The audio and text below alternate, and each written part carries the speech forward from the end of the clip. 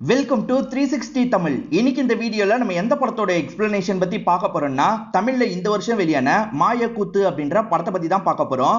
இது ஒரு பக்காவான த்ரில்லர் படம்னு சொல்லலாம். இந்த படம் சன் நெக்ஸ்ட்ல இருக்கு. பார்க்கணும்னு நினைக்கிறவங்க ஃபுல் படத்தை கூட பாருங்க. இந்த படத்தோட பிளாட்டை பத்தி சொல்றேன். வாசன் ஒரு ரைட்டர் இருக்காரு. இந்த ரைட்டரை பொறுத்த வரைக்கும் ஈகோ ரொம்ப ஜாஸ்தி. கதையை லைட்டா மாத்துங்கன்னு சொன்னாலும் மாத்த மாட்டாரு. நான் எப்படி எழுதணும்னு நினைக்கிறேனோ அந்த மாதிரி தான் கதை எழுதுவேன்ற மாதிரி உறுதியா இருப்பாரு. அப்படிப்பட்ட ரைட்டருக்கு ஒரு பிரச்சனை வருது. இவர் கதையில எழுதின கேரக்டர்ஸ்லாம் நிஜத்துல வராங்க. இவரை கொல்றதுக்குலாம் ட்ரை பண்றாங்க. அவங்க கிட்ட இருந்து தப்பிக்கிறதுக்கு போராடுறாரு. அந்த கேரக்டர்ஸ் எதனால இவரை கொல்றதுக்காக வந்தாங்க, இவர் அவங்க கிட்ட இருந்து தப்பிச்சாரா இல்லையான்னு சொல்றது தான் கதையா இருக்கும். ஸ்டார்டிங்ல இருந்து எண்டிங் வரைக்கும் சூப்பரா கொண்டு போயிருப்பாங்க. கண்டிப்பா இந்த படத்தோட கதை உங்க எல்லாருக்குமே பிடிக்கும் நம்புறேன். எக்ஸ்பிளனேஷனுக்குள்ள போறதுக்கு முன்னாடி வீடியோக்கு ஒரு லைக் போடுங்க. அது மூலியமா இந்த வீடியோ இன்னும் நிறைய பேர்கிட்ட கொண்டு போய் சேர்க்கப்படும். மேற்கொண்டு டைம் வேஸ்ட் பண்ணாம நம்ம நேரடியா எக்ஸ்பிளனேஷனுக்குள்ள போயிடலாம். படத்தோட ஸ்டார்டிங் சீனே வாசன் ஒரு ரைட்டரை காட்டுறாங்க. இந்த ரைட்டருக்கு தெரிஞ்ச ஒரு பெரியவர் இருப்பாரு. அவர் சிற்பியா இருப்பாரு. அவர்கிட்ட பேசுறதுக்காக தான் வந்திருக்காரு. வாசனுக்கு இந்த ரைட்டிங் மூலியமா பெருசா காசு கிடைக்கல. ஒய்ஃப் இருக்காங்கல்ல, சீரியலுக்கு கதை எழுதுங்கன்ற மாதிரி சொல்றாங்க. ஆனா அதுல வாசனுக்கு விருப்பம் இல்ல. ஏன்னா சீரியல்னு போயிட்டா அவங்க கதையெல்லாம் அவங்க இஷ்டத்துக்கு மாத்துவாங்க. நான் உருவாக்குற கதைக்கு நான் தான் கடவுள் மாதிரி, அதனால என் கதையில நான் மட்டும் தான் கைய வைக்கணும், வேற யாருமே கைய வைக்க கூடாது அப்படின்ற மாதிரிலாம் சொல்லிட்டாரு. என்னப்பா இவ்வளவு ஈகோ பிடிச்சவனா இருக்க, கொஞ்சம் இறங்கி போனாதான் என்னன்ற மாதிரி இந்த பெரியவர் கேட்கிறாரு. ஆனா வாசன் உறுதியா இருக்காரு. நம்ம கதையை நம்ம விருப்பப்பட்ட மாதிரி தான் எழுதணும்ன்ற மாதிரிலாம் யோசிக்கிறாரு. இங்கதான் மாய கூத்துன்னு டைட்டில போடுறாங்க. இப்ப தனபால் அப்படின்ற ஒரு ரவுடியை காட்டுறாங்க. ஜோஷியெல்லாம் பார்ப்பாங்கல்ல, அந்த மாதிரி ஒருத்தரை பார்த்து பேசுறதுக்காக தான் இவர் வந்திருக்காரு. உங்களை பத்தி நிறைய கேள்விப்பட்டிருக்கேன், என்ன பிரச்சனை சொல்லுங்கன்ற மாதிரிலாம் இந்த பெரியவர் கேட்கிறாரு. இப்ப தனபால் இவரோட பிரச்சனையை சொல்ல ஆரம்பிக்கிறாரு. இது வரைக்கும் தனபால் 49 பேரை சாவடிச்சிருக்காரு. இன்னும் ஒருத்தரை காலி பண்ணிட்டா ஆஃப் செஞ்சுரி போட்டுருவாரு. அதுக்கப்புறம் இந்த வேலையை விட்டுலான்ற மாதிரிலாம் யோசிக்கிறாரு. இந்த மாதிரி நிலைமையில இவர் இருக்கார்ல, பசி எடுக்குது, சீக்கிரமா கோழியை அடிச்சு குழம்பு வையின்ற மாதிரிலாம் சொல்றாரு. நீங்க கோழி அடிச்சு கொண்டு வாங்கன்ற மாதிரிலாம் சொல்றாங்க. சரி நம்மளே கோழி அடிச்சு கொண்டு வரலான்ற மாதிரி இவருமே கிளம்புறாரு. பெரும்பாலும் ஒய்ஃப் தான் கோழி அடிப்பாங்க. இவருக்கு கோழியை பிடிக்கவே முடியல. கோழி அங்கேயும் இங்கேயும் ஓடி ஆட்டம் காட்டுது. இவருமே எப்படியாவது பிடிச்சிடணும், இல்லனா அசிங்கம்ன்ற மாதிரி கஷ்டப்பட்டு கோழியை ஒரு ஸ்டேஜ்ல பிடிச்சிடுறாரு. இப்ப பிடிச்ச கோழியை சாவடிக்கணும்ல. இது வரைக்கும் 49 பேரை சாவடிச்சிருக்காரு. அப்பெல்லாம் இவரோட கை நடுங்கி இருக்காது. கோழியை சாவடிக்கிறதுக்கு நடுங்குது. ஒரு ஸ்டேஜ்ல கோழியோட கதையை முடிச்சிடுறாரு. ஒய்ஃபுமே குழம்பெல்லாம் வச்சிடுறாங்க. சாப்பிடுறதுக்காக வந்தவரால சாப்பிட முடியல. ஏன்னா இவரு சாவடிச்சது இவராலேயே சாப்பிட முடியல. கொஞ்சம் இவரோட கையெல்லாம் நடுங்க ஆரம்பிக்குது. இவர் பெருசா சாப்பிடாம அந்த சாப்பாடை வச்சிடுறாரு. இந்த விஷயம் பண்றதுனால 50வது கொலை எப்படி பண்றது அப்படின்ற மாதிரி இவருக்கு யோசனை வந்துருது. 50வது கொலை ரொம்ப முக்கியமான கொலை. அது மூலியமா நிறைய காசு கிடைக்க போகுது, லைஃப்ல செட்டில் ஆகலாம்னு யோசிக்கிறாரு.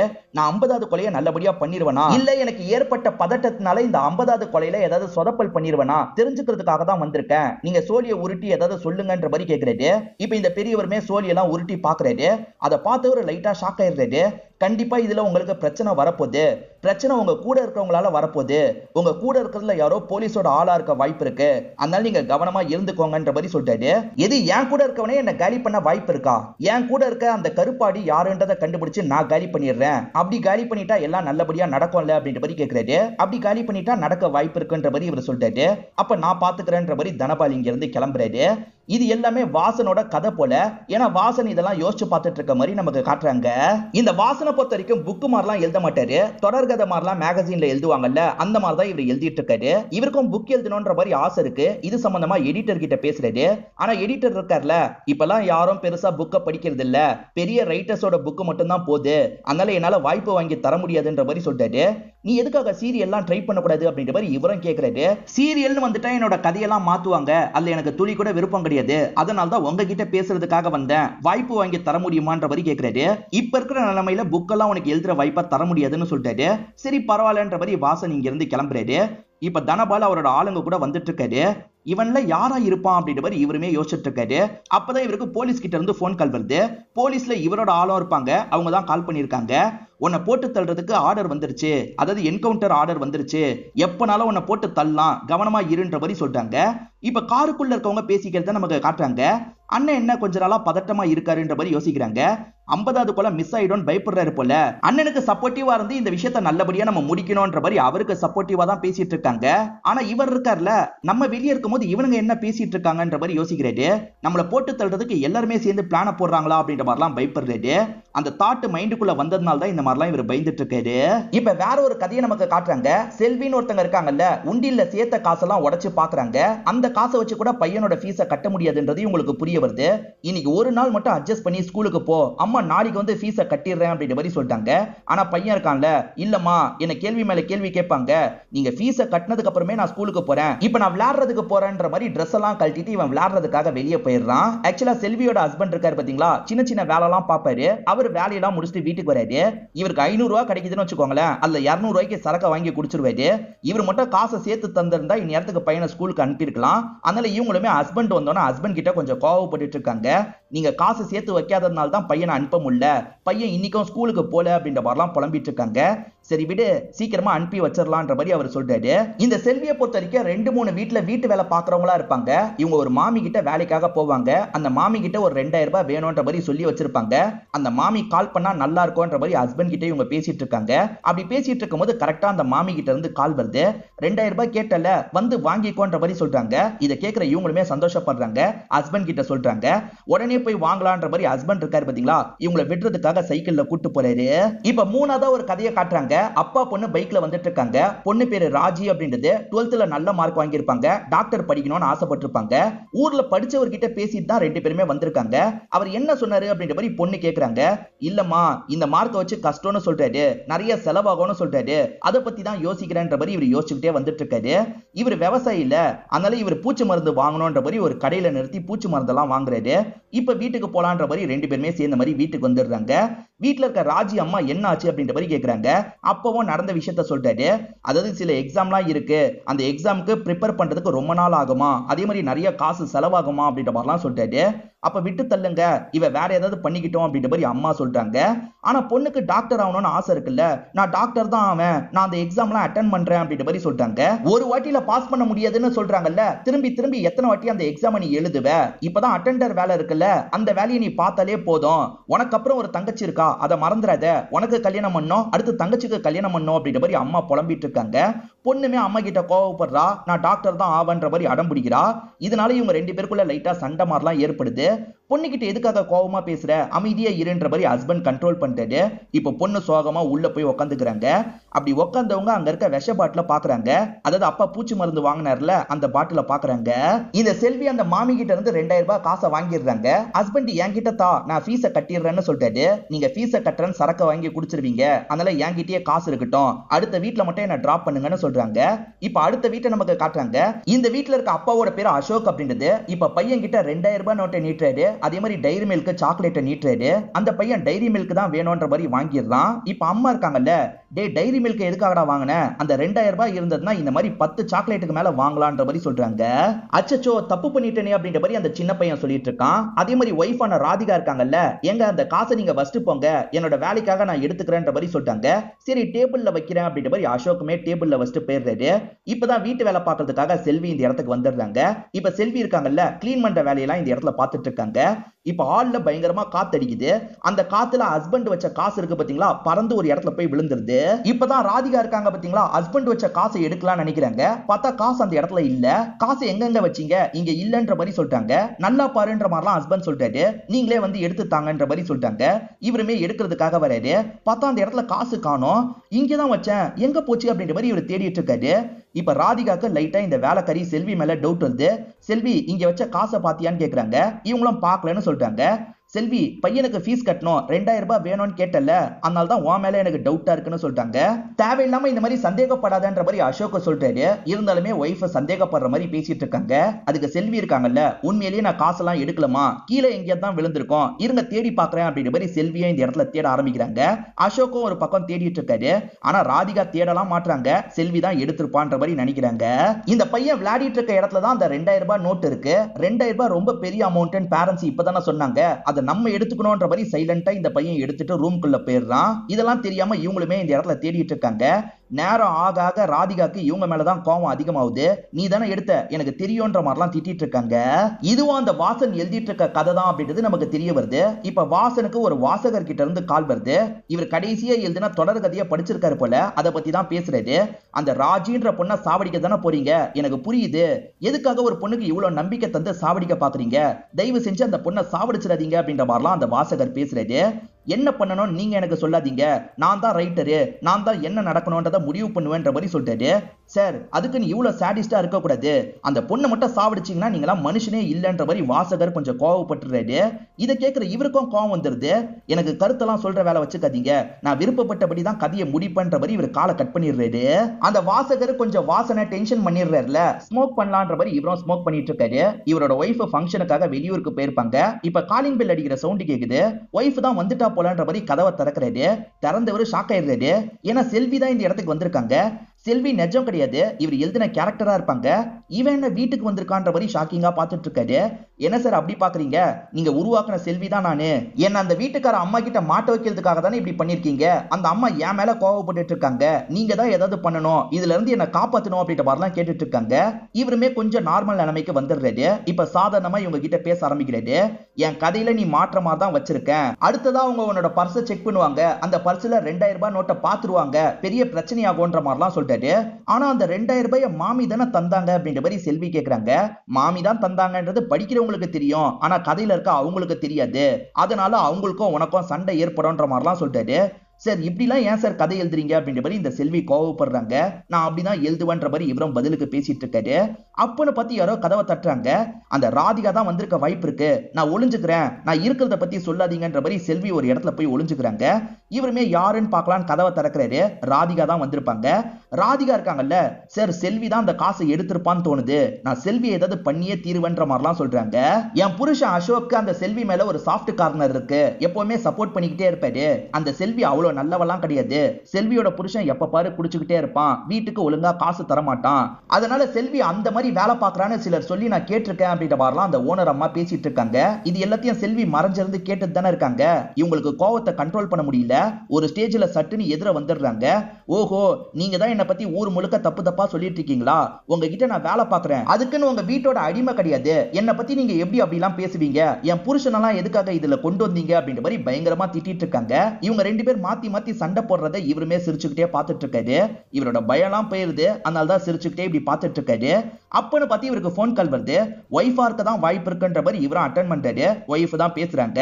இவர் ஒய்ஃப் கிட்ட பேசிட்டு இருக்கும் போது இவங்க ரெண்டு பேர் சண்டை போட்டுக்கிட்டே இருக்காங்கல்ல, செல்வி கொஞ்சம் அமைதியா பேசுன்ற மாதிரி இவர் சொல்லிட்டாரு. இத ஒய்ஃப் கேட்டுறாங்க. யார் அது செல்வின்ற மாதிரிலாம் கேக்குறாங்க. அதெல்லாம் ஒண்ணும் இல்ல, கதையை பத்தி தான் யோசிச்சுட்டு இருக்கன்ற மாதிரி இவர் சொல்றாரு. ஆனா ஒய்ஃப் சந்தேகப்பட்டுறாங்க, காலை கட் பண்ணிடுறாங்க. உங்களால தான் இந்த பிரச்சனை, ரெண்டு பேருமே முதல்ல வீட்டுக்கு கிளம்புங்கன்ற மாதிரி இவர் சத்தம் போடுறாரு. இப்ப செல்வி இருக்காங்கல்ல, எனக்கு சாதகமா முடிங்கன்ற மாதிரி கேக்குறாங்க. இல்ல இல்ல எனக்கு சாதகமா முடிங்கன்ற மாதிரி ராதிகா சொல்றாங்க. எப்படி முடிக்கணும் நான் தான் முடிவு பண்ணுவேன், முதல்ல கிளம்புங்கன்ற மாதிரி சொல்றாரு. இவங்க ரெண்டு பேருமே கிளம்பிடுறாங்க. இப்ப போன் கால் வருது. பேசுறது யாருன்னு பாத்தீங்கன்னா அசோக் தான், அதாவது ராதிகாவோட ஹஸ்பண்ட் தான் பேசுறாரு. சார் செல்வி பாவம் சார், செல்வி இந்த தப்பு பண்ணிருக்க மாட்டான்னு நினைக்கிறேன், நீங்க அதுக்கேத்த மாதிரி கதையை முடிங்கன்னு சொல்றாரு. என்ன எல்லாருமே கருத்து சொல்றீங்க, நான் ஏன் விருப்பப்படி தான் கதையை முடிப்பேன்ற மாதிரி இவரும் காலை கட் பண்றாரு. ராதிகா இருக்காங்கல்ல, நீ தான் எடுத்திருக்கன்ற மாதிரி செல்வியை திட்டிட்டு இருக்காங்க. ஹஸ்பண்ட் திட்டாத, பொறுமையா பேசுன்னு சொல்றாரு. நீங்க பேசாம உள்ள போங்கன்ற மாதிரி ஹஸ்பண்டையே இவங்க திட்டுறாங்க. செல்வி நீ எடுக்கலனா உன் பர்ஸை காட்டுன்ற மாதிரி கேக்குறாங்க. என் பர்ஸ்ல 2000 ரூபாய் இருக்கு, ஆனா அது மாமி தந்த காசு, நான் இந்த வீட்ல இருந்து எந்த காசும் எடுக்கலன்ற மாதிரி செல்வி சொல்றாங்க. ஆனா இந்த விஷயத்தை ராதிகா ஏத்துக்க மாட்டாங்க. முதல்ல உன்னோட பர்ஸை தான்ற மாதிரி பர்ஸை புடுங்கிறதுக்கு ட்ரை பண்றாங்க. இவங்க தர மாட்டேன்ற மாதிரி இழுத்துட்டு இருக்காங்க. ரெண்டு பேருமே இந்த மாதிரி மாத்தி மாத்தி சண்டை போடுறாங்க. இப்பதான் பையன் இருக்கான்ல, அப்பாவை பார்த்தோன்னே எதையோ மறைச்சு வைக்கிறான். என்ன மறைச்சு வைக்கிறேன்ற மாதிரி இவர் வந்து பாக்குறாரு. ரூபா நோட்டு இவங்கிட்ட தான் இருக்கு, இவன் தான் எடுத்திருக்கான் அப்படின்றத அப்பா புரிஞ்சுக்கிறாரு. இதை பத்தி ஒய்ஃப் கிட்ட சொல்றதுக்காக வெளியே வந்துட்டு இருக்காரு. அதுக்குள்ள ராதிகா இருக்காங்கல்ல, அவங்கள போர்ஸா புடிச்சு தள்ளி விட்டுருப்பாங்க. அப்படி தள்ளி விட்டதுல அவங்க ஏட குடமா இடிச்சு அந்த இடத்துல இறந்து போயிடுறாங்க. ஹஸ்பண்டுமே இந்த இடத்துக்கு வந்து பார்த்து ஷாக் ஆயிடுறாரு. அவசரப்படாத அவசரப்படாதன்னு எத்தனை வாட்டி அவங்கிட்ட சொன்னேன், நீ கேட்காம இப்படி பண்ணிட்ட, பையன் தான் அந்த காசை எடுத்திருக்கான், இவன் எதுவுமே பண்ணலன்ற மாதிரிலாம் சொல்லிட்டாரு. இப்ப என்னங்க பண்றது அப்படின்ற மாதிரி ஒய்ஃப் பயந்த மாதிரி கேக்குறாங்க. அப்பன்னு பார்த்து யாரோ காலிங் பெல் அடிக்கிறாங்க. யாரா இருக்கும்ன்ற மாதிரி இவங்க கதவை திறக்கிறாங்க. பார்த்தா செல்வி ஹஸ்பண்ட் தான் வந்திருக்காரு. சார் சாவி செல்வி கிட்ட இருக்கு, வாங்கிட்டு போறதுக்காக தான் வந்திருக்கேன்னு சொல்லிட்டாரு. செல்வி கிளம்பிட்டாலே அப்படின்ற மாதிரி இவங்க ரெண்டு பேர் போய் சொல்றாங்க. எது கிளம்பிட்டாளா, இங்க தானே அவளோட செருப்பு இருக்குன்ற மாதிரி இவருமே செருப்பை காமிச்சு சொல்றாரு. ராதிகா கையில செல்வியோட பர்ஸ் இருக்கிறதையும் பாத்துறாரு. இவங்க கையில தானே பர்ஸ் இருக்கு, எப்படி அவ வெளியே போயிருப்பான்ற மாதிரி உள்ள வராரு. இவங்க பதட்டமா இருக்கிறதுனால இவர் சந்தேகத்தோட உள்ள வராரு. பார்த்தா ஒய்ஃப் இறந்து போயிருக்கிறது இவருக்கு தெரிஞ்சிருது. என் ஒய்ஃப் அநியாயத்துக்கு சாவடிச்சிட்டீங்களா அப்படின்ற மாதிரி ஹஸ்பண்ட் இந்த இடத்துல கோவப்படுறாரு. இவங்க ரெண்டு பேரையும் அட்டாக் பண்ற மாதிரிலாம் பக்கத்துல வந்துட்டு இருக்காரு. இது எல்லாத்தையும் வாசன் தான் எழுதிட்டு இருக்க மாதிரி நமக்கு காட்டுறாங்க. அப்படி வாசன் எழுதிட்டு இருக்கும் போது வீட்டுக்குள்ள ஒரு ரிமோட் கார் போது, அந்த சின்ன பையன் வச்சிருந்த ரிமோட் கார் தான் போகுது, இது எப்படி இங்க வந்தது அப்படின்ற மாதிரி யோசிக்கிறாரு. அந்த சின்ன பையன் எங்கன்ற மாதிரிலாம் தேடிட்டு இருக்காரு. அந்த கார் சட்டுன்னு போய் இவரை பயம்புத்துது. ஒரு ஸ்டேஜ்ல இவர் பொத்துன்னு கீழே விழுந்துடுறாரு. அப்ப அந்த பையன் இருக்கான் பாத்தீங்களா, கார் இவரோட மூஞ்சில இடிக்கிற மாதிரி காரை கொண்டு வந்துட்டு இருக்கான். இவர் மூஞ்சில இடிக்கிற மாதிரி காமிச்சு நமக்கு இந்த இடத்துல தான் இன்டர்வல போடுறாங்க. இப்பதான் வாசனோட ஒய்ஃபை நமக்கு காட்டுறாங்க. ஏதோ ஃபங்க்ஷனுக்கு போயிருப்பாங்க போல. ஒரு வழியா இவங்களுமே வீடு வந்து சேர்ந்துடுறாங்க. பிக்கப் பண்றதுக்கு கூட இந்த மனுஷன் வரலன்னு புலம்பிக்கிட்டே தான் வீட்டுக்கு வராங்க. இவர் எங்கன்னு பார்த்தா வீட்டுல எங்கேயும் இல்ல. எங்க தான் போய் தொலைஞ்சாருன்ற மாதிரி பாத்ரூம் கதவை திறக்கிறாங்க. அங்கதான் இவர் பயந்த மாதிரி ஒளிஞ்சிருக்காரு. இங்க என்னங்க பண்றீங்க, வெளியே வாங்கன்னு சொல்றாங்க. இப்ப இவருக்காக காஃபி எல்லாம் ரெடி பண்ணிட்டு இருக்காங்க. அந்த செல்வி இங்க தானே ஒளிஞ்சிருக்கா, அவளுக்கும் காஃபி போடவான்னு கேக்குறாங்க. செல்வின்னு யாருமே இந்த இடத்துக்கு வரல, நான் கதையை பத்தி டிஸ்கஸ் பண்ணும் போதுதான் அந்த மாதிரி பேசிக்கிட்டேன், நீ தப்பா புரிஞ்சுக்கிட்டேன்ற மாதிரி சொல்லிட்டாரு. என்னமோ நீங்க சொல்றீங்க, நானும் நம்புறேன்ற மாதிரி ஒய்ஃப் சலிப்பா ஏத்துக்கிறாங்க. ஒய்ஃப் தான் சீரியலுக்கு நீங்க வசனம் எழுதுனா என்ன, குறைஞ்சா போயிடுவீங்கன்ற மாதிரிலாம் கேக்குறாங்க. என்ன ஆனாலும் சரி, நான் சீரியலுக்குலாம் கதை எழுத மாட்டேன், எனக்கு இதுதான் பிடிச்சிருக்குன்ற மாதிரி சொல்றாரு. ஸ்டார்டிங் காமிச்ச பெரியவர் இவருக்கு குரு மாதிரி, அவர்கிட்ட இந்த விஷயத்தெல்லாம் சொல்லலான்ற மாதிரி இவர் சொல்லிட்டு இருக்காரு. என்னையா சொல்ற, இந்த மாதிரிலாம் எப்படி நடக்கும்ன்ற மாதிரி குரு கொஞ்சம் நம்பாத மாதிரி பேசுறாரு. உங்ககிட்ட சொன்னா ஏதாவது சொல்யூஷன் கிடைக்கும்னு நினைச்சேன், ஆனா நீங்க கூட என்ன கிண்டல் தான் பண்றீங்க, நான் கிளம்புறேன்ற மாதிரி இங்க இருந்து கிளம்பிடுறாரு. இப்ப எடிட்டரை பார்த்து பேசுறதுக்காக தான் வந்திருக்காரு.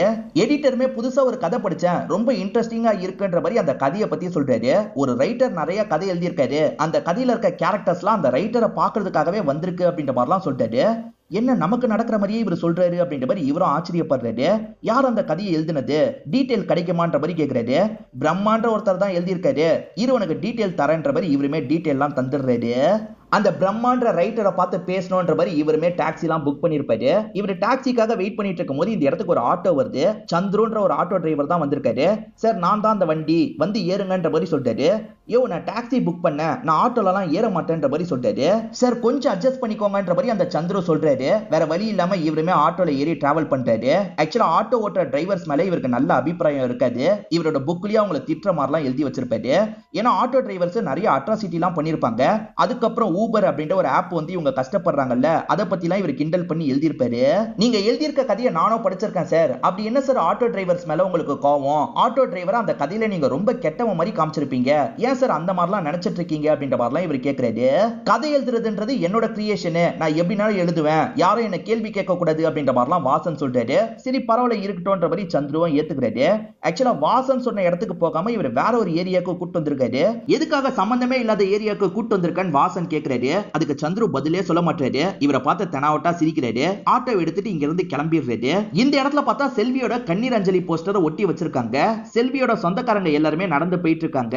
இவருமே நடந்து அந்த இடத்துக்கு வந்து பாக்குறாரு. செல்வி ஹஸ்பண்ட் இருக்காருல, இவரை முறைச்சு பாக்குறாரு. இப்ப செல்வியோட குடும்பத்தை சேர்ந்த எல்லாருமே இவரை நெருங்கி வந்துட்டு இருக்காங்க. ஒரு ஸ்டேஜ்ல இவரை லாக் பண்ணிடுறாங்க.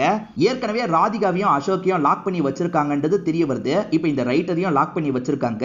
என்ன பண்ண போறாங்கன்ற மாதிரி இவர் பயத்தோட பார்த்துட்டு இருக்காரு. அங்க ஒருத்தங்க விஷத்தெல்லாம் அரைச்சிட்டு இருக்காங்க. அந்த விஷத்தை இவரோட வாயில ஊத்தி விடலான்னு முடிவு பண்றாங்க. செல்வி ஹஸ்பண்ட் தான் வாயில ஊத்தி விடுறாரு. என் செல்வியை சாவடிச்சல, நீயும் சாவுன்ற மாதிரி சொல்றாரு. இவர் உயிர் போற நிலைமையில துடிச்சிட்டு இருக்காரு. என்ன காப்பாத்துங்க, நான் நினைச்சா செல்வியை திரும்பி காப்பாத்தலாம், தயவு செஞ்சு என்ன காப்பாத்துங்க அப்படின்ற மாதிரிலாம் கெஞ்சுறாரு. அதனால ஹாஸ்பிட்டலுக்கு கூட்டு போலான்ற மாதிரி எல்லாருமே யோசிக்கிறாங்க. வேகமா இவரை இங்க இருந்து ஹாஸ்பிட்டலுக்கு எல்லாம் கூட்டு போய் சேர்த்துடுறாங்க. இப்ப டாக்டருமே ட்ரீட்மெண்ட் எல்லாம் கொடுக்குறாரு. அந்த விஷத்தெல்லாம் வெளியே எடுத்துடுறாரு. இப்போ ஓரளவுக்கு இவர் நார்மல் நிலைமைக்கு வந்துடுறாரு. இதுக்கப்புறம் அட்டெண்டர் பார்த்துக்கிட்டா போதும், நம்ம போலான்ற மாதிரி டாக்டரும் ஆளுங்களும் இங்க இருந்து கிளம்பி போறாங்க. இப்பதான் அட்டெண்டர் பொண்ணு இந்த இடத்துக்கு வராங்க. அது யாருன்னு பாத்தீங்கன்னா ராஜி தான். இவர் கதையில ராஜியா ஒருத்தங்க வந்தாங்கல்ல, அவங்க தான் வந்திருக்காங்க. இவளான்ற மாதிரி இவரும் செம்மையா பயந்துட்டு இருக்காரு. சின்ன வயசுல இருந்தே என்ன நிறைய கனவு காண வச்சீங்க, நானும் டாக்டர் ஆகணும்னு கனவு கண்டேன். கடைசியில டாக்டர் ஆக முடியாம நான் சாவணும்ன்ற நிலைமைக்கு என்ன தள்ளுறதுக்கு பாத்திருக்கீங்க. என்ன சாவடிக்கணும்னு நினைச்சா உங்களை நான் சாவடிக்க போறேன், இது விஷ ஊசி உங்களுக்கு போட போறேன்ற மாதிரி சொல்றாங்க. இப்ப போடுறதுக்காக வரும்போது அதுக்குள்ள ஒரு நர்ஸ் இந்த இடத்துக்கு வந்துடுறாங்க. நீ வெளியே போய் வேலையை பாருன்ற மாதிரி நர்ஸ் இந்த இடத்துல உட்காந்துடுறாங்க. இவருமே ராஜி பண்ண வந்த விஷயத்தை பத்தி நர்ஸ் கிட்ட சொல்லலாம் நினைக்கிறாரு. சார் பேசுறதுக்கு ட்ரை பண்ணாதீங்க, தொண்டையில ஏற்கனவே உங்களுக்கு ப்ராப்ளம் இருக்குன்ற மாதிரி சொல்றாங்க. இவருமே எழுதி காட்டணும், நோட்டு பெண்ணு வேணும்ன்ற மாதிரி சிக்னல்லயே புரிய வைக்கிறாரு. ஓஹோ நோட்டு பெண்ணு வேணுமான்ற மாதிரி இவங்க கேக்குறாங்க. இப்ப இவங்க இருக்காங்கல்ல, ஏ ராஜி இவருக்கு நோட்டு பெண்ணு வேணுமா, எடுத்துட்டு வான்ற மாதிரி அந்த பொண்ணு கிட்ட சொல்லிட்டு கிளம்பிடுறாங்க. அச்சச்சோ அவகிட்ட சொல்லிட்டாங்களே அப்படின்ற மாதிரி இவரும் யோசிக்கிறாரு. அவ வரதுக்குள்ள இங்க இருந்து கிளம்பணும் அப்படின்ற மாதிரி எந்திரிச்சு கிளம்ப ஆரம்பிக்கிறாரு. அந்த பொண்ணுமே எங்க போனாரு அப்படின்ற மாதிரி தேடி வந்துட்டு இருக்காங்க. அப்படி தேடி லேடி வந்துட்டு இருக்கும்போது இவர் இருக்காரு பாத்தீங்களா, சட்டுன்னு புடிச்சு தள்ளி விடுறாரு. இங்க இருந்து ஓடணும்ன்ற மாதிரி ஓடுறாரு. இப்ப இந்த பொண்ணு இருக்கால, அவர் ஓடிட்டாரு, உடனே புடிங்கன்ற மாதிரிலாம் ஆளுங்க கிட்ட சொல்றா. எப்படி அது பிடிக்கணும் அப்படின்ற மாதிரி ஆளுங்களுமே வெறித்தனமா துரத்த ஆரம்பிக்கிறாங்க. இந்த ஆளுங்க துரத்திட்டு வந்து ஒரு ஸ்டேஜ்ல இவரை பிடிச்சிடுறாங்க. ஆனா அப்படி பிடிச்ச எல்லாருமே வேற ஒருத்தரை பார்த்து பயப்படுறாங்க. அந்த இடத்துல பார்த்தா தனபால் தான் வந்திருக்காரு. தனபால் அங்கிருந்து இவரை தூக்கிடுறாரு. இப்ப தனபால் இருக்காருல, கண்ணை வச்சு இவரை மிரட்டுறாரு. என் கூட்டத்திலே எவனோ ஒருத்தன் இருக்கான்ல, அவன் யாருன்றது நீ சொல்ற, அப்படி சொல்லுன்னு வச்சுக்கோ, உன் கதையை முடிச்சிருவேன் அப்படின்ற மாதிரிலாம் மிரட்ட ஆரம்பிக்கிறாரு. உன் கேங்ல இருக்க எல்லாரோட பேரையும் நல்லா யோசிச்சு பாரு, அதை வச்சே நீ கண்டுபிடிச்சிடலாம், ஒருத்தன் போலீஸ் அப்படின்ற மாதிரிலாம் சொல்லிட்டாரு. இவங்க கேங்க பொறுத்த வரைக்கும் ரங்கா, கபாலி, காளின்ற மாதிரிலாம் பசங்க இருப்பாங்க. இதை தாண்டி சந்திரசேகர்னு ஒரு பையன் இருப்பான். சந்திரசேகர் பேர் மட்டும் நார்மலா இருக்குல்ல, இவன் சந்திரசேகர் தான் மீன் பண்றான்ற மாதிரி மத்தவங்க சொல்றாங்க. இப்ப அந்த சந்திரசேகரும் பயப்படுறாரு. அண்ணன் நாலாம் போலீஸ் இல்லைன்னு, தயவு செஞ்சு என்ன விட்டுருன, என்ன எதுவும் பண்ணிடாது அப்படின்ற மாதிரிலாம் கெஞ்சுறாரு. ஆனா இவருக்கு போலீஸ்னு சந்தேகம் வந்துருது. அதனால அவரை போட்டு தள்ளிடுறாரு. சொன்ன என்ன விட்டுருவேன்னு சொன்னல, என்ன விட்டுரு அப்படின்ற மாதிரிலாம் வாசன் கேட்கிறாரு. ஆனா பசங்க எல்லாருமே வாசன் மேல செம்ம கோவத்துல இருக்காங்க. கபாலி, காளின்னு பேர் வச்சா அவங்க கெட்டவங்களா தான் இருப்பாங்கன்ற மாதிரி இவன் கதை எழுதியிருக்கான்ல, இதுக்கே இவனை போட்டு தள்ளணும்னு, இவனை போட்டு தள்ளிடலாம் அப்படின்ற மாதிரிலாம் சொல்றாங்க. என் பசங்க ஆசைப்பட்டு நான் செய்யாம இருந்தது கிடையாது, பசங்களா நீங்க ஆசைப்பட்ட மாதிரி முடிச்சுட்டு வாங்கன்ற மாதிரி அவரு கிளம்பி போயிடுறாரு. இப்ப பசங்க இருக்காங்கல்ல, கதையை முடிக்கிறதுக்காக ஷூட் பண்ண வராங்க. அதுக்குள்ள வாசன் தடுத்து இங்கிருந்து தப்பிச்சு ஓட ஆரம்பிக்கிறாரு. இவர் ஓடி வந்துட்டு இருக்கும் போது விடியவே செஞ்சிருது. எப்படியோ தப்பிச்சிட்டோம் அப்படின்ற மாதிரி கொஞ்சம் நிம்மதி ஆகுறாரு. அந்த இடத்துல ஆட்டோவை வாஷ் பண்றதுக்காக ஒருத்தர் கொண்டு வந்திருக்காரு போல. இந்த ஆட்டோல ஏறி உட்காந்துடலாம் அப்படின்ற மாதிரி வேகமா இவர் ஏறி உட்காந்துடுறாரு. அந்த ஆட்டோ டிரைவர் யாருன்னு பார்த்தா சந்துரு தான். ஐயோ இவரான்ற மாதிரி இவர் ஷாக் ஆயிட்டு இருக்காரு. இவர் ஆட்டோ டிரைவரை பத்தி தப்பா எழுதினார்ல, அந்த ஆட்டோ டிரைவரா தான் இந்த சந்துரு இருப்பாரு. அதுக்குதான் இவர் பயப்படுறாரு. நான் கதையெல்லாம் மாத்தலான்னு முடிவு எடுத்திருக்கேன், தயவு செஞ்சு என்ன வீட்டுல விட்டுரு அப்படின்ற மாதிரிலாம் கேட்கிறாரு. ஓஹோ அவ்வளவு சீக்கிரம் நீங்க மாறிட்டீங்களா, அப்போ உங்களை விட்டுற வேண்டியதான், சீக்கிரமா ஆட்டோல ஏறுங்கன்ற மாதிரி இவரும் கூட்டு போறாரு. நம்ம கதை எல்லாத்தையும் மாத்தினாதான் தப்பிக்க முடியும்ன்றது இவருக்கு புரிஞ்சிருது. இவர் நேரா எடிட்டரை பாக்குறதுக்காக வந்துடுறாரு. சார் மொத்த கதையும் நான் சேஞ்ச் பண்ணணும் அப்படின்ற மாதிரி சொல்றாரு. யோ என்னமோ புக் எழுதி தந்த மாதிரி சேஞ்ச் பண்ணணும்னு சொல்ற, ஏற்கனவே தனித்தனியா எல்லாருமே படிச்சுட்டாங்க, இன்னும் சில எபிசோட் தான் பேலன்ஸ் இருக்கு, அதை மட்டும் தான் நீ மாத்த முடியும்ன்ற மாதிரி சொல்றாரு. முதல்ல உனக்கு என்ன பிரச்சனை அதை சொல்லுன்னு கேக்குறாரு.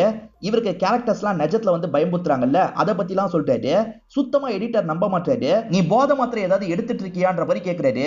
சார் போதை மாத்திரைலாம் நான் எடுக்கல சார், நான் சொல்றது உண்மைதான் சார், நம்புங்கன்ற மாதிரிலாம் கேக்குறாரு.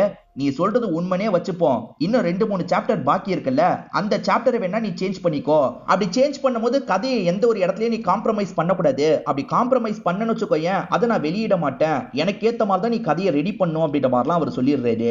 வாசனும் எப்படி கதையை கொண்டு போலான்ற மாதிரிலாம் யோசிக்கிறாரு. இப்ப நமக்கு தனபால காட்டுறாங்க. இவர் 50வது கொலை பண்ணோம்ல, அதுக்காக பூஜை மாதிரிலாம் பண்ணிக்கிறாரு. இப்ப கத்தி எடுத்துட்டு இங்க இருந்து கிளம்ப ஆரம்பிக்கிறாரு. இப்ப 50ஆவதா போட்டு தள்ள வேண்டியவரை ஆளுங்கெல்லாம் பிடிச்சு வச்சிருக்காங்க. இவருமே குத்தி சாவடிக்கலான்ற மாதிரி பக்கத்துல போயிட்டு இருக்காரு. அப்பன்னு பத்தி இவரோட கேங்ல இருக்க ஒருத்தன் இருக்கான் பாத்தீங்களா, இவரை நோக்கி கண்ணை பாயிண்ட் பண்றான். அப்ப நீ தான் அந்த கருப்பாடான்ற மாதிரி பார்த்து சிரிக்கிறாரு. அப்படியே இந்த சீனை கட் பண்ணிடுறாங்க. செல்வி ஹஸ்பண்ட காட்டுறாங்க. செல்வி இறந்து போயிட்டாங்கல்ல, அவங்க 2 பேரும் போலீஸ் எதுவுமே பண்ணல, ஆக்சிடென்ட் அப்படின்ற மாதிரி கேஸை முடிச்சிருப்பாங்க. செல்வி தான் பையனுக்காக காசெல்லாம் சேர்ப்பாங்க. இவரால் அவ்வளவு காசை சேர்க்க முடியல. நீயும் என்ன மாதிரி தான் வேலை பார்க்கணும் போல அப்படின்ற மாதிரிலாம் பையன் கிட்ட சொல்றாரு. இப்ப ராஜி வீட்டுல அப்பா இருக்காருல, அந்த மருந்து பாட்டில நான் எங்க வச்சேன்ற மாதிரி ஒவ்வொரு இடமா தேடிட்டு இருக்காரு. இவங்க அதெல்லாம் காதுல வாங்குறாங்க. எந்த ரியாக்ஷனும் கொடுக்காம அமைதியா உட்காந்துட்டு இருக்காங்க. இவங்க தான் எடுத்து வச்சிருப்பாங்க, சமயம் பார்த்து குடிக்கலாம்னு நினைக்கிறாங்க போல. இந்த மாதிரி தான் இவர் கதையை கொண்டு போறாரு. எப்படிதான் கதையை ஸ்மூத்தா முடிக்கிறதுன்ற மாதிரிலாம் யோசிக்கிறாரு. இப்ப ஒய்ஃப் இருக்காங்கல்ல, சீரியலை பார்த்துக்கிட்டே காய்கறி எல்லாம் நறுக்கிட்டு இருக்காங்க. அப்பன்னு பார்த்து யாரோ காலிங் பெல் அடிக்கிறாங்க. யாரு என்னன்னு பாக்குறதுக்கு போறாங்க. யாரு கதவை திறக்காம பார்த்து சொல்லுன்ற மாதிரி ஹஸ்பண்ட் கேட்கிறாரு. கேஸ் சிலிண்டர் போடுறவர் தான் வந்திருக்காரு. இவர் ஏற்கனவே கேஸ் சிலிண்டர் போடுறத பத்தி ஒரு கதை எழுதியிருப்பாரு. சுரேஷ்னு ஒருத்தன் கேஸ் சிலிண்டர் போட்டு போயிருப்பான், அந்த வீடே வெடிச்சிருக்கும். அதனால இவர் ரொம்ப பயப்படுறாரு. நான் கதையில எப்படி எழுதியிருக்கேன்னு பாக்குறேன், பேர் என்ன வச்சேன்னு தெரியல, பார்த்துட்டு சொல்றேன் மாதிரி இவரும் செக் பண்றாரு. இவர் எழுதின கதையில அந்த கேரக்டருக்கு சுரேஷ்ன்ற மாதிரி பேர் வச்சிருப்பாரு. ஆனா வந்திருக்க நபரோட பேரு சுரேஷ் கிடையாது. சரி அவனை உள்ள விடுன்ற மாதிரி சொல்றாரு. இவங்களுமே கதவை திறந்து உள்ள அலோவ் பண்றாங்க. இருப்பா காசை எடுத்துட்டு வரன்ற மாதிரி கிச்சனுக்குள்ள போயிடுறாங்க. இப்ப அந்த நபர் இருக்கார்ல, இந்த ரைட்டரையே குறுகுறுன்னு பார்த்துட்டு இருக்காரு. கிண்டல் பண்ற மாதிரிலாம் சிரிச்சிட்டு இருக்காரு. என்ன சார் சாவு பயம் வந்துருச்சா அப்படின்ற மாதிரிலாம் கேட்கிறாரு. என்ன இப்படிலாம் பேசுறான், அப்ப இவன் தான் அந்த சிலிண்டர் போடுறவன் போல அப்படின்ற மாதிரி இவர் பயந்த மாதிரி பார்த்துட்டு இருக்காரு. இப்ப ஒய்ஃப் காசு எடுத்துட்டு வெளியே வந்துடுறாங்கல்ல, அப்ப மட்டும் இவன் நார்மலா ரியாக்ஷன் கொடுக்குறான். என்னங்க பேய் அரைஞ்ச மாதிரி இருக்கீங்கன்னு ஒய்ஃப் கேக்குறாங்க. அதெல்லாம் ஒண்ணு இல்லன்ற மாதிரி வாசன் சொல்லிட்டாரு. இப்ப அந்த சிலிண்டர் போடுறவரா லைட்டா சிரிச்சுக்கிட்டே இங்க இருந்து கிளம்பிடுறாரு. இப்ப நைட்டு நேரம் வாசன் தூங்கலாம்னு நினைக்கிறாரு. வாசனுக்கு தூக்கமே வரல. ஏன்னா இன்னைக்கு நைட்டே மரணம் வந்துருமோன்ற மாதிரி வாசனுக்கு பயம் இருந்தது அப்படின்ற மாதிரிலாம் கதை ஓட்டுற மாதிரி இவரோட காதுல கேட்டுட்டு இருக்கு. இவர் சட்டுன்னு லைட் ஆன் பண்ணிடுறாரு. என்னாச்சு, எதுக்கு லைட் ஆன் பண்ணீங்கன்னு கேக்குறாங்க. இல்ல நான் நைட்டு தூங்க மாட்டேன்ற மாதிரி சொல்லிட்டாரு. ஏங்க என்ன பிரச்சனைன்ற மாதிரி கேக்குறாங்க. இல்ல தூங்குனா நான் செத்து போயிடுவேன்ற மாதிரிலாம் இவர் சொல்றாரு. இவருக்கு என்ன ஆச்சுன்னு தெரியலையேன்ற மாதிரி ஒய்ஃப் மட்டும் படுத்துடுறாங்க. நைட்டு முழுக்க இவர் பயத்துல தூங்காமையே இருந்திருப்பாரு. காலையில எந்திரிக்கிற ஒய்ஃப் இருக்காங்கல்ல, உங்களுக்கு என்னதான் ஆச்சு என்கிட்ட சொல்லுங்கன்ற மாதிரி கேக்குறாங்க. நான் சொல்லுவேன், ஆனா நீ சுத்தமா நம்ப மாட்டே அப்படின்ற மாதிரி இவர் சொல்லிட்டாரு. நீங்க முதல்ல சொல்லுங்க, நம்புறனா இல்லையான்றத அப்புறமா பாப்போன்ற மாதிரி சொல்றாங்க. இவருமே இது வரைக்கும் நடந்த எல்லா விஷயத்தையும் ஒய்ஃபு கிட்ட சொல்லிட்டு இருக்காரு. நீங்க சொல்றது உண்மையா பொய்யான்றது எனக்கு தெரியாது, ஆனா நீங்க சொல்றது மூலியமா ஒரு விஷயத்த நான் புரிஞ்சுக்கிட்டேன். அந்த கேரக்டர்ஸ் அவங்க விருப்பப்படுற மாதிரி கதை முடியணும்னு நினைக்கிறாங்க. அதுக்கேத்த மாதிரி நீங்க கதையை முடிக்கிறதுக்கு ட்ரை பண்ணுங்க, வேற நம்மளால என்ன பண்ண முடியும்ன்ற மாதிரி இந்த ஒய்ஃபு கேக்குறாங்க. இவர் ஒரு பக்கம் அந்த மாதிரி பண்ணலானோ யோசிக்கிறாரு, இன்னொரு பக்கம் இவரோட ஈகோ தடுக்குது. நம்ம கதையை நம்ம எதுக்காக மாத்தணும்ன்ற மாதிரிலாம் யோசிக்கிறாரு. இப்ப இவரோட மென்டார் கிட்ட பேசுறாரு, அதாவது அந்த பெரியவர் கிட்ட பேசுறாரு. பெரியவரே கதையை அவங்க கேட்கிற மாதிரி மாத்து, அதுதான் இதுல இருந்து நீ தப்பிக்கிறதுக்கு ஒரே வழின்ற மாதிரி சொல்றாரு. வாசன் என்ன சொல்றாருன்னா, இது ஃபால்ஸ் ஹோப் தர மாதிரி இருக்கும், நடக்கவே நடக்காதது எப்படி நடக்கும்னு என்னால எழுத முடியும்ன்ற மாதிரி கேக்குறாரு. அதுக்கு இந்த பெரியவர் இருக்கார்ல, சில சமயம் நம்பிக்கைன்ற ஒரு விஷயத்த நம்ம கடத்தி தான் ஆகணும், அதனால நம்பிக்கை தர மாதிரி கதையை முடியுன்ற மாதிரிலாம் இவருக்கு அட்வைஸ் பண்றாரு. இப்ப ராஜு அந்த மருந்து எடுத்து குடிக்கலாம்னு நினைக்கிறாங்க. ஆனா வச்ச இடத்துல மருந்து பாட்டில காணோம். இவங்களுமே எங்க போச்சுன்ற மாதிரி தேடிட்டு இருக்காங்க. அந்த மருந்து பாட்டில தான் தேடிட்டு இருக்கியான்ற மாதிரி அம்மா கேக்குறாங்க. அம்மா தான் அந்த மருந்து பாட்டில எடுத்து வச்சிருக்காங்க. ஏண்டி அம்மா கோவமா 4 வார்த்தை பேசணுன்றதுக்காக சாகிறதுக்கே முடிவு பண்ணிட்டியா? உன்னை விட்டுட்டு நாங்க என்னடி பண்ணுவோம்? நீ அந்த எக்ஸாம் எழுதணும் தானே ஆசைப்படுற, சரி அந்த எக்ஸாம் எழுது, எங்க சைட்ல இருந்து என்ன சப்போர்ட் பண்ணுமோ நாங்க அதை பண்றோம், இதுக்காக இந்த மாதிரி ஒரு முடிவெல்லாம் நீ எடுக்கிறதுக்கு யோசிக்காது அப்படின்ற மாதிரிலாம் சொல்றாங்க. தெரியாம பண்ணிட்டேன், என்ன மன்னிச்சிருங்கன்ற மாதிரி இந்த பொண்ணும் கேக்குறா. இப்ப தனபால் கதையில நடக்கிறத நமக்கு காட்டுறாங்க. ஆக்சுவலா இவர் ஒருத்தர் பாயிண்ட் பண்ணாரு பாத்தீங்களா, இவர் கேங்லயே இருக்க காரின்ற ஒருத்தர் தான் பாயிண்ட் பண்ணிருப்பாரு. 2 வருஷத்துக்கு மேல போலீஸா இருந்தாலும் இவர் கூடயே டிராவல் பண்ணிருப்பாரு. என்ன சுட போறியா சுடுன்ற மாதிரி தனபால் சொல்றாரு. அதுக்கு இவர் இருக்கார்ல, 2 வருஷம் அண்ணன் தம்பி மாதிரி பழகிட்டோம், நான் அண்ணி கையால நிறைய சாப்பிட்டு இருக்கேன், அதனால உன்னை ஷூட் பண்றதுல எனக்கு விருப்பம் இல்ல, போலீஸ் வந்தோடனே நீ சரண்டர் ஆயிரு அப்படின்ற மாதிரிலாம் இவர்கிட்ட சொல்லிட்டு இருக்காரு. இப்பதான் 3வது கதையில நடக்கிறத காட்டுறாங்க. அசோக்குக்கு மட்டும் செல்வியை சாவடிச்சது கில்ட்டாவே இருக்கு, அதனால இந்த ஹஸ்பண்ட பார்த்து பேசுறதுக்காக வந்திருக்காரு. இதுக்கப்புறம் நடந்த விஷயத்த மாத்த முடியாது, இந்த விஷயத்துல உங்களை விட பாதிக்கப்பட்டது உங்க பையன் தான்றது எனக்கு புரியுது, உங்க பையனோட படிப்பு செலவு எவ்வளவு ஆனாலும் சரி அதை நானே ஏத்துக்கிறேன், உங்க பையனை நல்லா படிக்க வைங்கன்னு சொல்லிட்டாரு. பையனும் திரும்பி ஸ்கூலுக்கு போக போறோம்னு நினைக்கிறான். இது எல்லாத்தையும் இப்ப பப்ளிஷர் கிட்ட தராரு. பப்ளிஷர் என்ன சொல்றாருன்னா, முதல் 8 சாப்டருக்கும் இந்த 2 சாப்டருக்கும் சம்பந்தமே இல்ல, இதெல்லாம் என்னால வெளியிட முடியாது, நீ கதையை மாத்துன்னு சொல்றாரு. இல்ல சார், கதையெல்லாம் என்னால மாத்த முடியாது, இதுதான் என்னோட கதை, நீங்க இதுக்கப்புறம் வாய்ப்பே தரலனாலும் பரவாயில்ல, இந்த கதையை தான் நீங்க வெளியிடணும்ன்ற மாதிரி இங்க இருந்து கிளம்பிடுறாரு. இப்பதான் இவர் எழுதின கதையோட கடைசி சாப்டரை நமக்கு காட்டுறாங்க. இந்த பையன் ஸ்கூலுக்குலாம் முன்ன மாதிரி போக ஆரம்பிச்சிடறான். இப்ப வந்தவன் என்ன சொல்றான்னா, என் ஸ்கூல்ல ஒரு டீச்சர் புதுசா சேர்ந்திருக்காங்க, அச்சஸ்லாம் அம்மாவை பார்த்த மாதிரியே இருக்கு, அவங்க கிட்ட இதை பத்தி சொன்னேன், அவங்களுமே அம்மா போட்டோவை பார்க்கறதுக்காக வீட்டுக்கு வந்திருக்காங்க, நீங்களும் வந்து பாருங்கப்பா அப்படின்ற மாதிரிலாம் அப்பா கிட்ட சொல்றான். இது செல்வி மாதிரியே ஒருத்தங்க இருக்காங்களா அப்படின்ற மாதிரி ஹஸ்பண்டுமே யோசிக்கிறாரு. இந்த காளி அண்ணன் மாதிரி பாக்குறேன்னு சொன்னார்ல, இதுக்கு தனபால் என்ன சொல்றாருன்னா, அண்ணன் மாதிரி பாக்குறதா சொல்றல, அண்ணன் 50 கொலை பண்ணணும்னு நினைக்கிறேன், 50 கொலைக்கான தண்டனை கூட நான் அனுபவிச்சுக்கிறேன், ஆனா 50வது கொலையை நான் பண்ணணும், அதுக்கு மட்டும் எனக்கு வாய்ப்பு தா, என்ன விடுன்ற மாதிரி சொல்லிட்டாரு. இவர் கண்ணை இறக்கவே இவர் கொலை பண்றதுக்காக போறாரு. அந்த ராஜி எக்ஸாம் எழுதுனாங்கல்ல, ஃபர்ஸ்ட் வாட்டி எழுதும் போதே பாஸ் பண்ணிடுறாங்க. இப்போ ஓடி வந்து அப்பா கிட்ட இந்த விஷயத்த சொல்றாங்க. இதை கேட்கிற அப்பாவும் பயங்கரமா இந்த இடத்துல சந்தோஷம் எல்லாம் படுறாரு. இப்ப செல்வி ஹஸ்பண்ட் இருக்காரு, அந்த டீச்சரை பார்க்கிறதுக்காக வெளியே வராரு. அந்த டீச்சருமே செல்வியோட போட்டோவை பார்த்து ஆச்சரியப்படுறாங்க. அச்சஸ் எல்லாம் அவங்களுமே செல்வி மாதிரியே இருக்காங்க. இவருமே சிரிச்சுக்கிட்டே இந்த விஷயத்தை பார்த்துட்டு இருக்காரு.